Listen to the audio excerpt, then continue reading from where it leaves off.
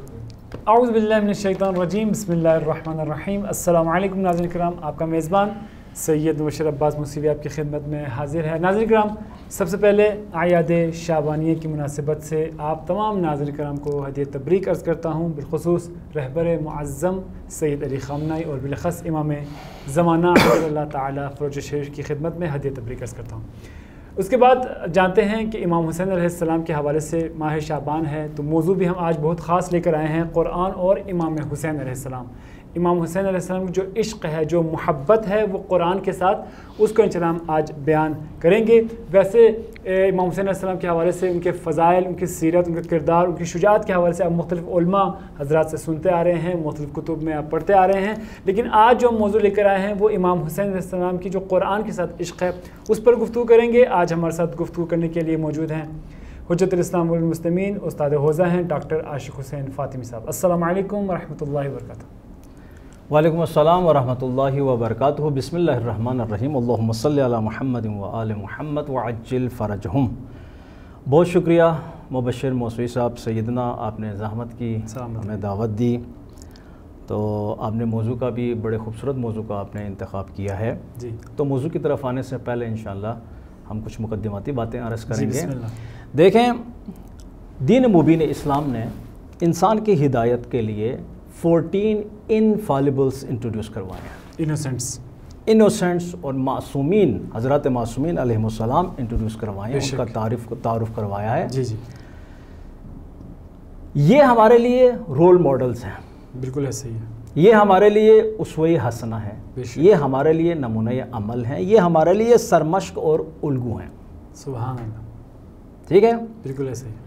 اب 3 چیزیں جو ہیں وہ واجب ہے ہمارے اوپر۔ سبحان اللہ، سبحان یہ جو خداوند متعال نے ہماری ہدایت کے لیے 14 معصومین جو دیے ہیں، ان کو لے کر ہمارے اوپر کچھ ذمہ داریاں ہیں۔ سبحان اللہ۔ ان کی پہلے نمبر پر ان کی معرفت واجب ہے، درست ہے۔ دوسرے نمبر پر ان سے مودت اور محبت واجب ہے، اور تیسرے نمبر پر ان کی اطاعت واجب ہے۔ بے شک، بے شک، صحیح ہے، درست ہے۔ یہ جو 3 مرحلے ہیں، شروع میں معرفت کا، دوسرے نمبر پہ مودت کا، اور تیسرے نمبر پہ اطاعت کا، ان تینوں میں لاجیکل سیکوینس ہے، ترتیب ہے ان تینوں میں۔ جی بالکل ایسے ہی ہے۔ ہم نے کہا کہ پہلا جو مرحلہ ہے وہ معرفت کا مرحلہ ہے۔ درست ہے۔ جب تک معرفت نہیں ہوگی ہم دوسرے مرحلے میں داخل پہنچ نہیں نہیں ہو سکتے، سکتے۔ محبت ہو ہی نہیں سکتی۔ جب تک مودت نہیں ہوگی اطاعت کیسے کریں گے؟ اطاعت نہیں ہو سکتی۔ بے شک۔ لہٰذا ان تینوں میں لاجیکل سیکوینس ہے، ہم نے مرحلہ در مرحلہ جو ہے وہ آگے بڑھنا ہے۔ صحیح، بالکل ایسے ہی ہے۔ اور یہ جو 3 چیزیں میں نے کہیں جی، کہ اہل بیت کی معرفت، ان کی مودت اور ان کی اطاعت ہم پر واجب ہے، یہ ہمارا ذاتی نظریہ نہیں ہے، یہ آیات اور روایات کی روشنی میں ہم نے یہ نظریہ جو ہے بیان کرنا ہے، بالکل ایسے ہی ہے۔ بیان کیا ہے، اور یہ ہم نے قرآن اور آیات سے ہی، قرآن اور روایات سے ہی یہ چیزیں ہم نے لی ہیں۔ بالکل ایسے ہی۔ تو سب سے پہلا جو مرحلہ ہے وہ معرفت کا۔ ہم دیکھتے ہیں کیا اس حوالے سے قرآن میں کوئی آیت موجود ہے بالکل ایسے ہی ہے کہ جو ہمیں بتا رہی ہے کہ اہل بیت کی محبت جو ہے وہ آپ پر واجب ہے؟ تو اس کا جواب یہ ہے کہ بالکل اہل بیت کی معرفت، پہلا مرحلہ اس کی بات کریں گے کہ جو اہل بیت کی معرفت کی بات کر رہی ہے کہ معرفت جو ہے وہ آپ کے اوپر کیا ہے؟ واجب ہے۔ تو اس کا جواب یہ ہے بالکل، آئے ولایت ہمارے پاس موجود ہے جی، جو کہہ رہی ہے انما ولیکم اللہ ورسولہ والذین آمنوا الذین یقیمون الصلاۃ ویؤتون الزکاۃ وہم راکعون۔ اللہ اکبر۔ یہ آیت ولایت کے نام سے جو ہے وہ معروف اور مشہور ہے۔ درست۔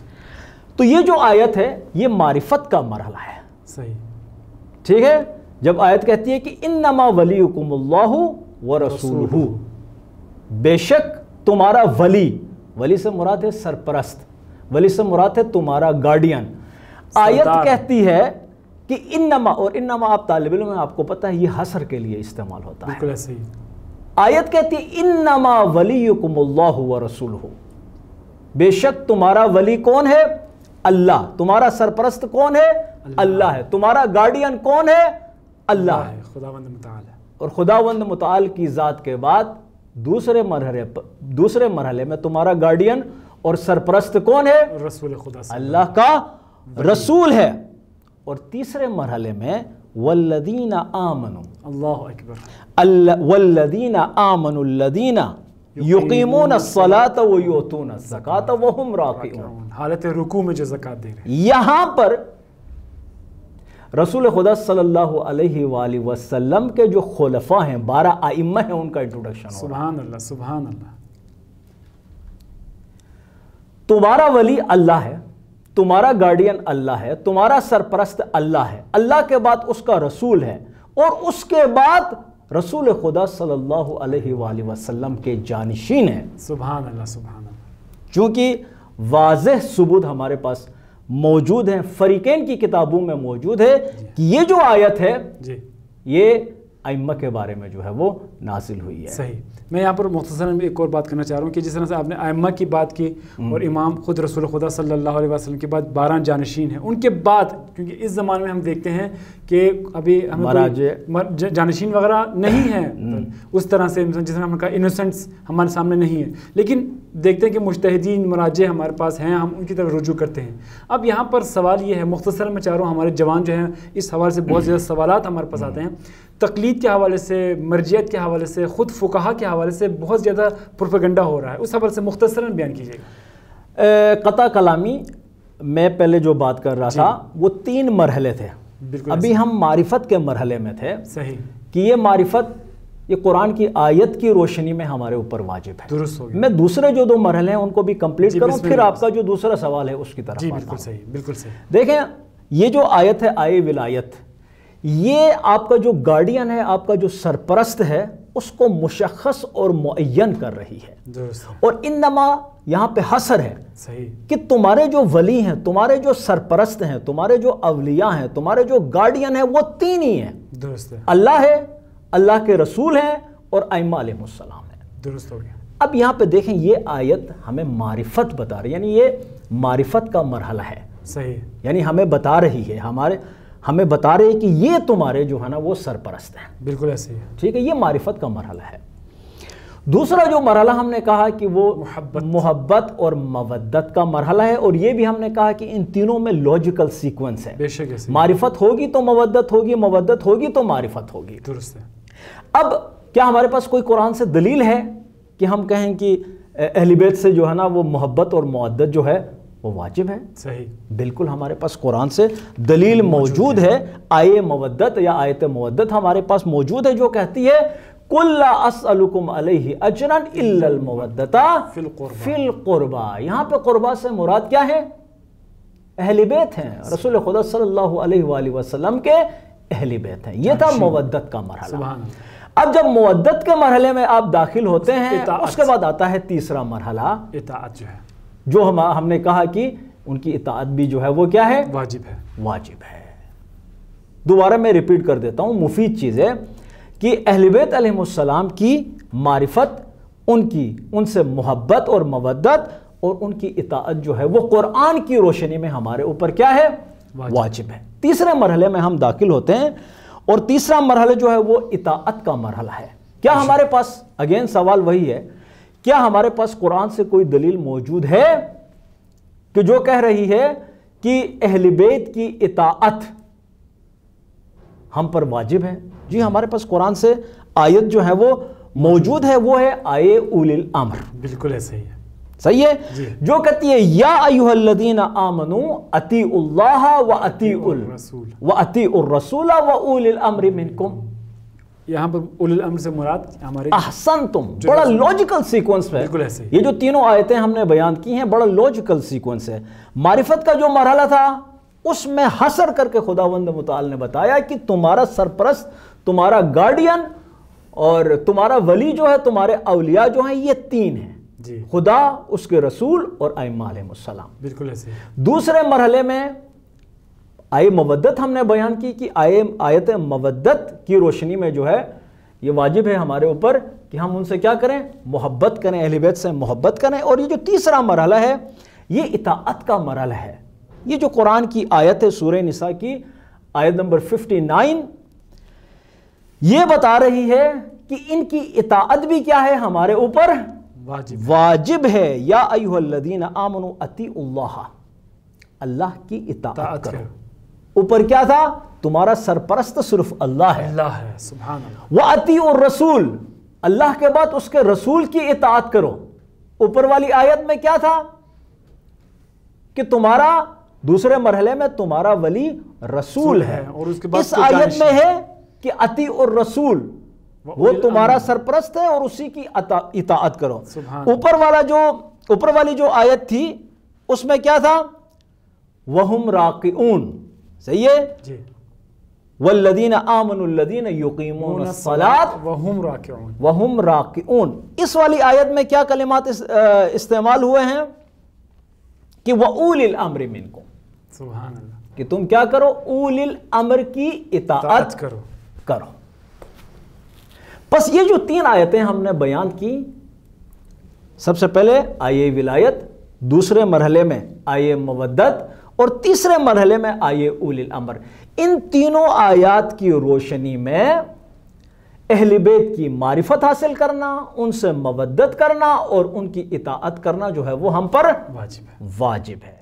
آپ بالکل صحیح کہہ رہے ہیں سید کہ اس وقت سوشل میڈیا میں مراجع اعظام کے خلاف فقہا اور جو ہمارے مجتہدین ہیں ان کے خلاف، دراصل تقلید کے خلاف بہت زیادہ باتیں ہو رہی ہیں، سوالات ہو رہے ہیں، اشکالات ہو رہے ہیں۔ بالکل ایسے ہے۔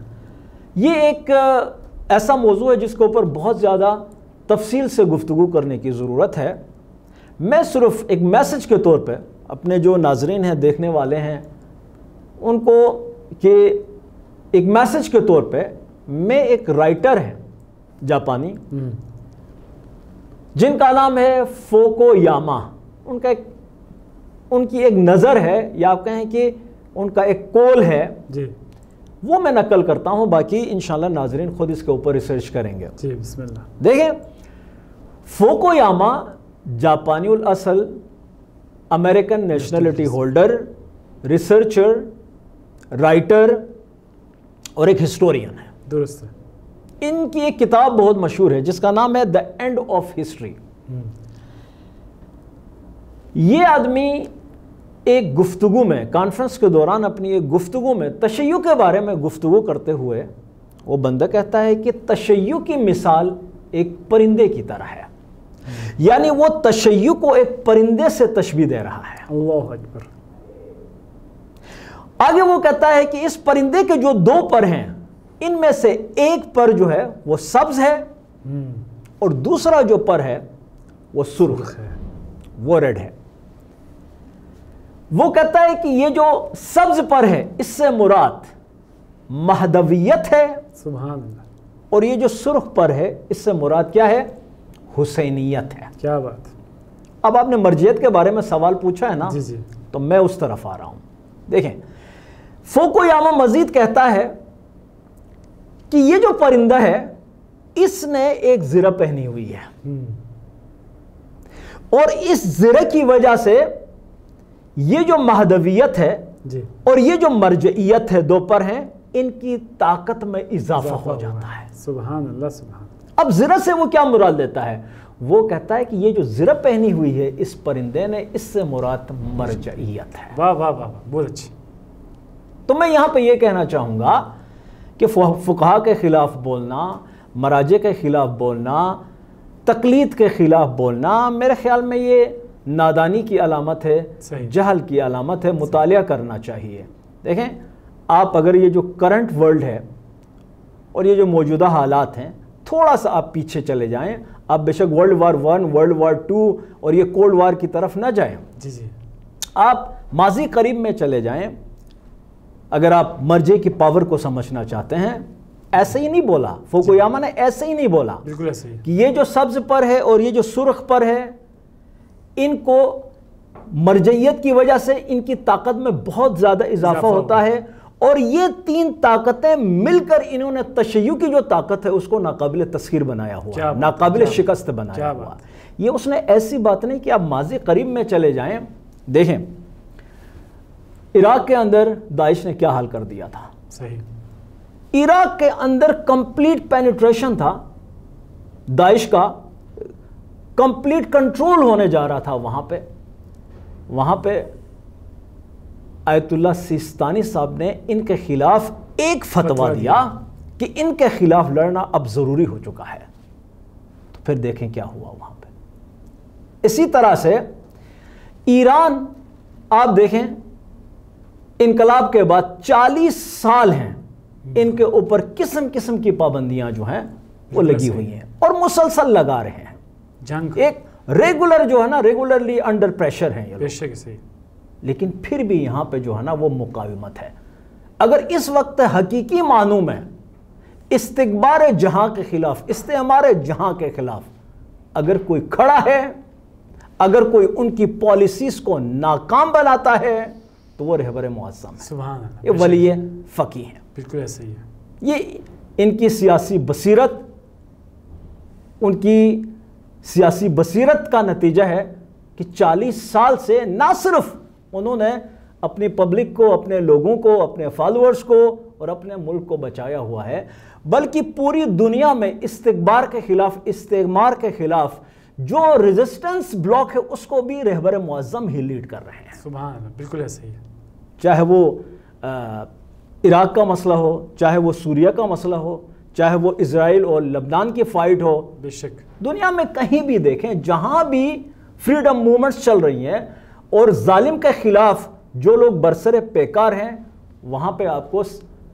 رہبر معظم کی سیاسی بصیرت ملے گی، ایسے ہی سید علی سیستانی صاحب کی سیاسی بصیرت آپ کو وہاں پہ ملے گی۔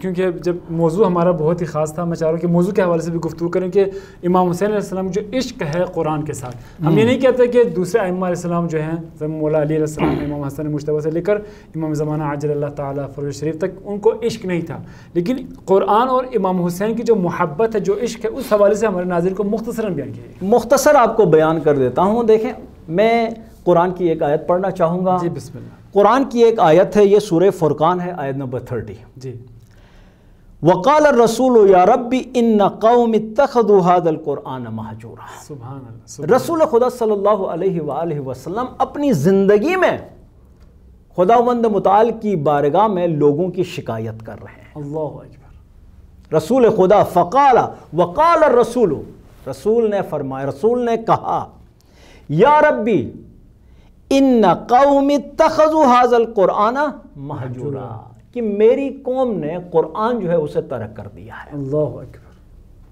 دیکھیں رسول خدا صلی اللہ علیہ وآلہ وسلم اپنی زندگی میں خداوند متعال کی بارگاہ میں اپنی امت یعنی لوگوں کی شکایت کر رہے ہیں کہ میری امت نے قرآن ترک کر دیا ہے۔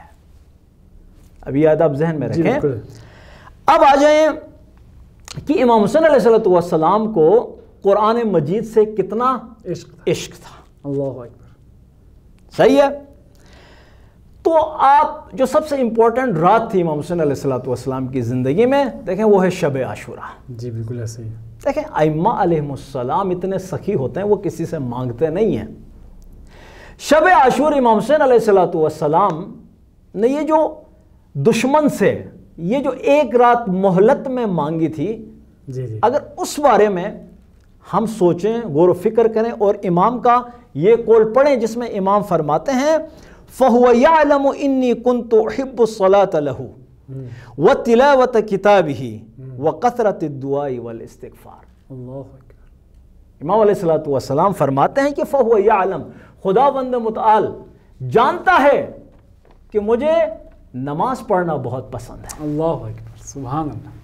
پھر کہتے ہیں کہ مجھے قرآن کی تلاوت کرنا جو ہے the recitation of the holy قرآن مجھے بہت زیادہ پسند۔ سبحان اللہ، سبحان اللہ۔ اس کے بعد فرماتے ہیں کہ مجھے دعا بہت پسند ہے۔ کیا بات ہے۔ پھر کہتے ہیں مجھے استغفار کرنا جو ہے وہ بہت پسند ہے۔ سبحان اللہ۔ اور آپ بھی طالب علم ہیں، ناظرین نے بھی جو ہے وہ علماء سے سنا بھی ہے، خود بھی مطالعہ کرتے ہیں جی کہ یہ شب عاشور جو ہے یہ بڑی سخت رات تھی، بے شک، اور ساری رات امام حسین علیہ السلام، ان کی اولاد اور ان کے اصحاب نے مناجات میں، تلاوت کلام الہی میں اور رکوع میں، یعنی نماز پڑھتے پڑھتے جو ہے نا وہ یہ رات انہوں نے گزاری۔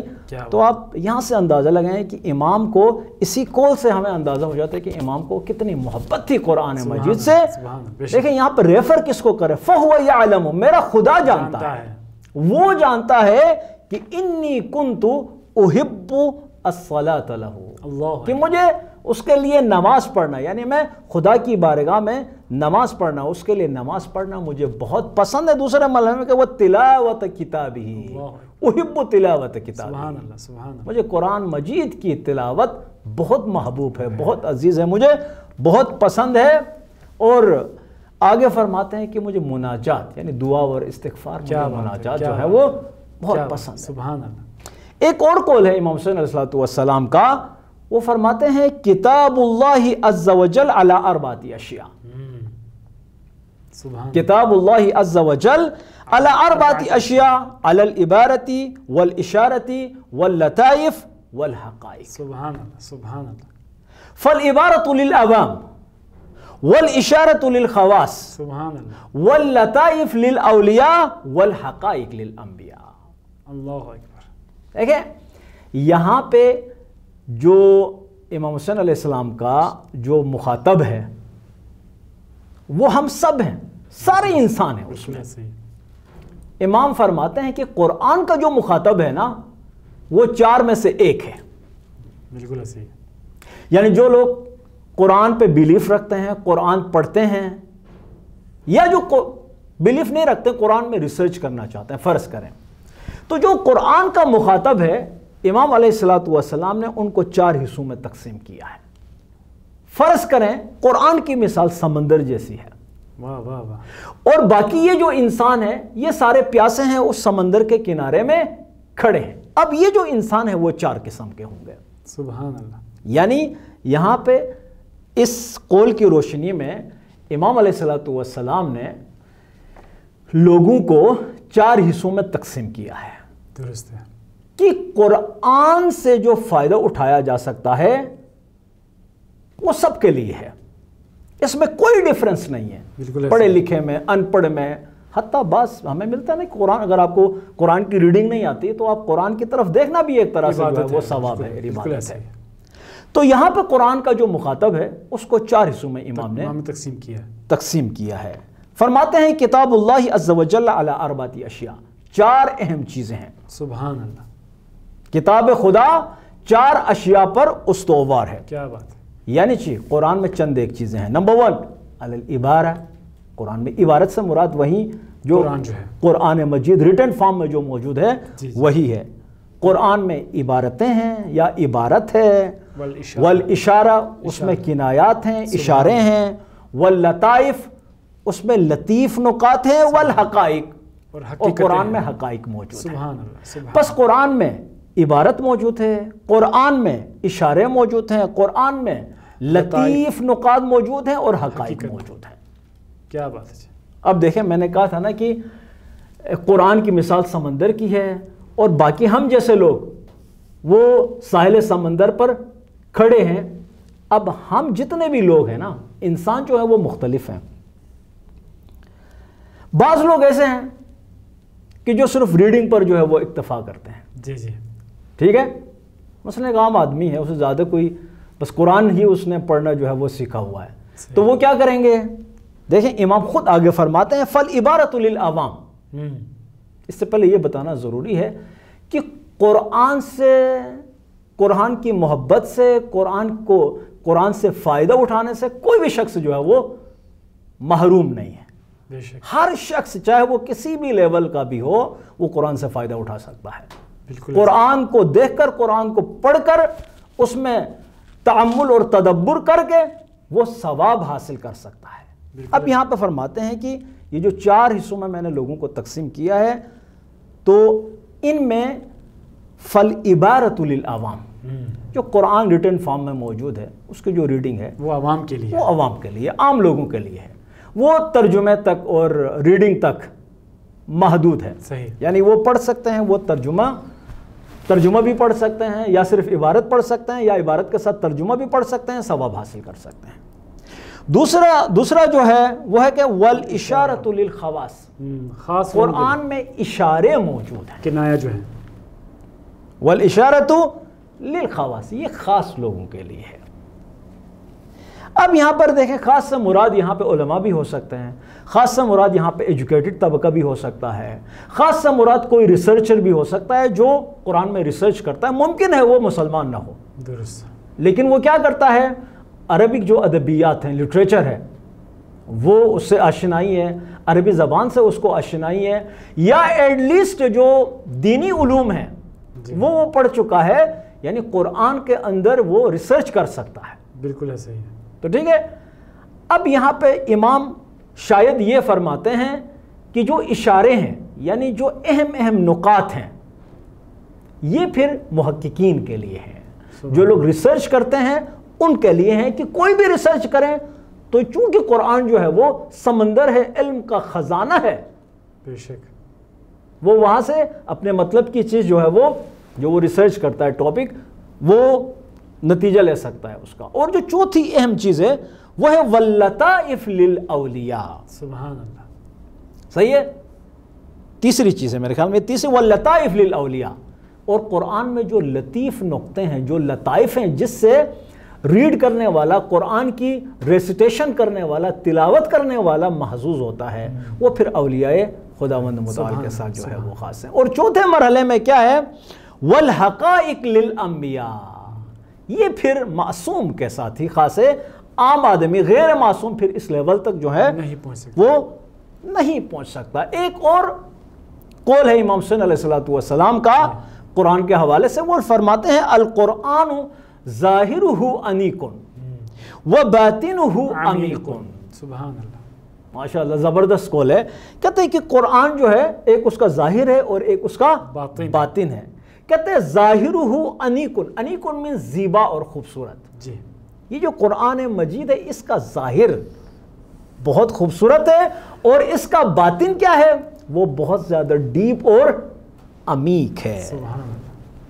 اب لاسٹ میں اپنے ویورز کے لیے میں ایک قول پڑھوں گا امام حسین علیہ السلام کا، کہ جس میں انہوں نے قرآن مجید کی تلاوت کا جو ثواب ہے اس بارے میں انہوں نے فرمایا ہے. تو امام فرماتے ہیں من قرأ آیتاً فی صلاتہ قائما، اللہ اکبر، سبحان اللہ، یکتب لہ بکل حرف 100 حسنہ. اللہ اکبر.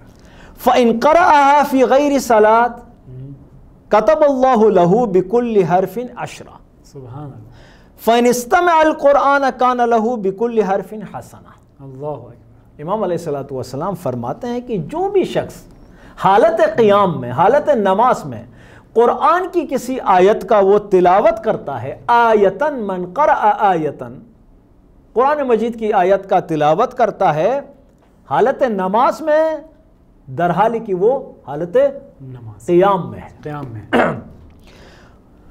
امام علیہ السلام فرماتے ہیں یکتب لہ بکل حرف 100 حسنہ. تو ہر آیت کے ہر حرف کے بدلے میں اسے کیا ملے گا، 100 حسنہ. سبحان اللہ. 100 نیکیاں اس کے اعمال نامے میں جو ہے وہ لکھی جائیں گی. بات. یہاں پہ جو ہے جو سوچنے والی بات یہ ہے کہ دیکھیں امام نے یہ نہیں فرمایا، کلمہ نہیں کہا. امام فرماتے ہیں بکل حرف، یہ نہیں کہا بکل کلمۃ، یعنی ہر ورڈ کے مقابلے میں جو ہے ان کو 100 جو ہے وہ نیکیاں مل جائیں گی. نہیں، امام فرماتے ہیں بکل حرف، ہر حرف کے بدلے میں، ایک حرف کے بدلے میں اسے 100 نیکیاں جو ہے وہ مل جائیں گی. فإن قرأها فی غیر صلاۃ، لیکن کوئی شخص ہے نماز کے علاوہ اگر وہ نماز کے علاوہ جو ہے وہ قرآن کی تلاوت کرتا ہے، مثلا ڈرائیو کرتے ہوئے وہ کوئی سورہ پڑھ لیتا ہے، راستے میں واک کرتے ہوئے وہ کوئی سورہ پڑھ لیتا ہے، جہاز میں فلائی کرتے ہوئے وہ کوئی سورہ پڑھ لیتا ہے، کسی بھی کنڈیشن میں ہے، صورت میں ہے، وہ قرآن کی تلاوت کرتا ہے. اب جو شخص جو ہے نا غیر نماز میں کسی اور سچویشن میں قرآن مجید کی کسی آیت کا تلاوت کر لیتا ہے، فإن قرأها فی غیر صلاۃ کتب اللہ لہ بکل حرف 10. تو خداوند متعال جو آیت اس نے پڑھی ہے اس کے ایک ایک حرف کے مقابلے میں جو ہے وہ 10 نیکیاں اس کے اعمال میں لکھ دیتا ہے، اس کا جو عمل نامہ ہے اس میں لکھ دیتا ہے۔ اب ایک شخص خود نہیں پڑھتا، صحیح ہے، وہ سنتا ہے۔ اب ممکن ہے آپ مولانا صاحب کو سن رہے ہوں، ممکن ہے آپ گاڑی چلا رہے ہیں، ڈرائیو کر رہے ہیں، آپ نے ٹیپ ریکارڈر میں جو ہے وہ سی ڈی چلائی ہوئی تلاوت کی، یا یہ ہے کہ آپ محلے میں کسی نے جو ہے وہ تلاوت جو ہے وہ سن رہا ہے اور آپ بھی جو ہے وہ توفیق اجباری ہے، آپ بھی سن رہے ہیں۔ تو اب اگر ایسا کوئی مرحلہ ہے کہ آپ سن رہے ہیں، آپ خود نہیں پڑھتے، آپ سن رہے ہیں، استماع کا مطلب ہوتا ہے ٹو لسن ویری کیئرفلی، یعنی آپ توجہ کے ساتھ اس کو سن رہے ہیں، یعنی کہ آپ کوئی کام کر رہے ہیں، وہ تلاوت بھی جو ہے وہ کوئی کر رہا ہے لیکن آپ کی توجہ نہیں۔ استماع کا مطلب ہے توجہ سے سننا۔ آپ قرآن کو توجہ سے سن رہے ہیں تو پھر اس کا ثواب کیا ہے؟ کان لہو بکل حرف حسنہ، سبحان اللہ۔ تو پھر کیا ہے کہ اس کے لیے جو ہے پھر ہر حرف کے بدلے میں جو ہے نیکی ہے، ایک نیکی جو ہے نا اس کے اعمال نامے میں لکھی جائے گی۔ کیا بات ہے، بہت سارے اقوال ہیں۔ دیکھیں میں یہ کتاب جو ہے آج کل میں اس کا مطالعہ کر رہا ہوں، اور اپنے جو آپ کے لیے اور اپنے جو دیکھنے والے ناظرین ہیں، ویورز ہیں، ان کے لیے بھی ہے۔ یہ کتاب ہے، اس کا نام ہے قرآن و امام حسین، امام حسین و قرآن۔ یہ بڑی زبردست کتاب ہے، اور اس کا جو رائٹر ہے نا وہ حجت الاسلام والمسلمین دکتور رضائی اصفہانی ہے۔ یہ مدرسہ امام میں جامعۃ المصطفیٰ کا جو کیمپس ہے امام، اس میں قرآن و حدیث کا جو ڈپارٹمنٹ ہے ان کے ہیڈ ہیں۔ اور یہ جو کتاب ہے یہ اسپیشل یہاں پہ لکھا ہوا ہے ویجے اساتیس و سخنرانان جلسات حسینی بخصوص در محرم و صفر۔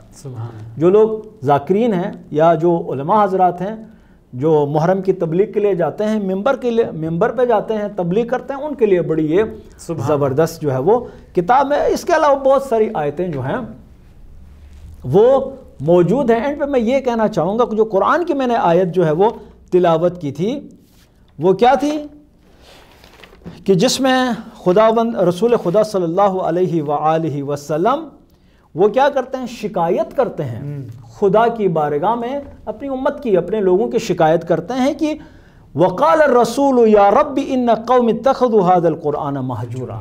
رسول خدا شکایت کرتے ہیں لوگوں کی کہ اس امت نے قرآن کو ترک کر دیا ہے، رہا کر دیا ہے۔